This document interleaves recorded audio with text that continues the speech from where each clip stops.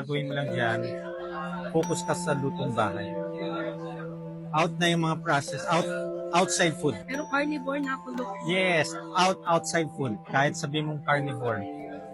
Lutong bahay, ikaw magluluto. Salt and pepper, herbs and spices. After 1 month, paulit mo lipid profile. Hindi naman ganun kataas, 150, 160. Pero normal po ako lahat. Tapos yung sa breast ko do, may nakita before 1.46 pero ngayon nag 0.7 Wow! na lang. Praise Pero Lord. nawala na. Wala nang left dyan doc no?